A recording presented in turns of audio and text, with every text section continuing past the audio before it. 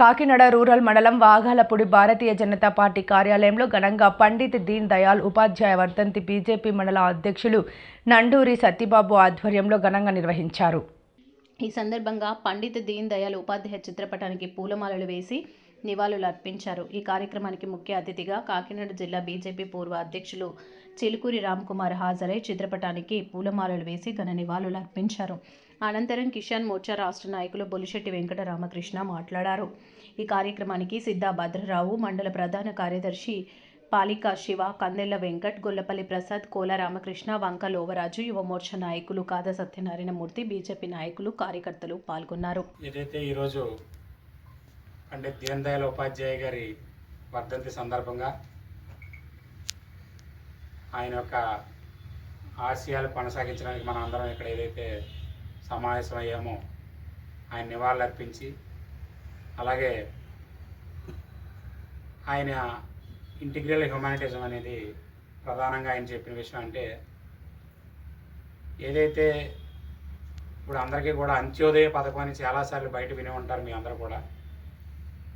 అంటే చిట్ట చివరి మనిషికి ఏదైనా ఒక వస్తువు కానీ, ఒక పథకం కానీ, లేకపోతే ఒక సేవ కానీ అందాలంటే ఏ విధంగా చేయాలన్న విషయాన్ని ఆయన ఈ దేశం స్వతంత్రం వచ్చిన తర్వాత ఏ విధంగా డెవలప్ అవ్వాలని ఈ విషయాల్ని చెప్పడమే కాకుండా పుస్తక రూపంలో రాయడం జరిగింది, ఆచరణలో కూడా చేయడం జరిగింది. ఎందుకంటే ఆయన కూడా చాలా చేస్తే ఈరోజు భారతీయ జనతా పార్టీ నడుస్తుంది.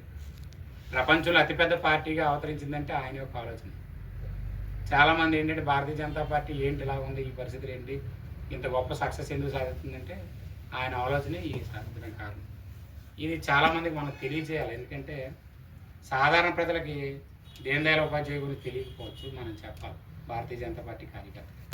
అలాగే ఇంకో విషయం ఏంటంటే మీ అందరికీ కూడా వింటున్నారు, కానీ ఇప్పుడు స్కిల్ ట్రైనింగ్ ఇస్తున్నారు దీన్ దయాళ్ ఉపాధ్యాయ పేరు మీద, డీడీ అని రాసి ఉంటుంది మీరు చూడండి.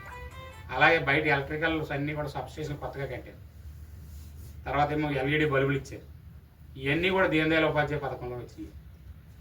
వాటి పేరు కూడా అక్కడ రాసి ఉంటుంది ఆ పిల్లల మీద, ఎక్కడ ఎలక్ట్రికల్ పోల్ మీద డీడీయూ సంబంధించిన మృతి చెందడం జరిగింది ఆ రోజు. ఆయన గొప్ప విషయం ఏంటంటే, అంటే దేశం అందరూ ఏంటంటే మనం ఎంతసేపు ఏంటంటే ఈ భారతదేశం స్వతంత్రం వచ్చేస్తే మనం బాగుపడిపోతాం, గొప్పవాళ్ళు అయిపోతాం అనుకున్నాం. కానీ స్వతంత్ర అనంతరం ఏం చేయాలన్న విషయాన్ని ఆయన ఒకలే చెప్పలేదు. చాలామందికి పండిత్ దీన్ దయాళ్ ఉపాధ్యాయ అంటే ఎవరో చాలామందికి బయట తెలియదు.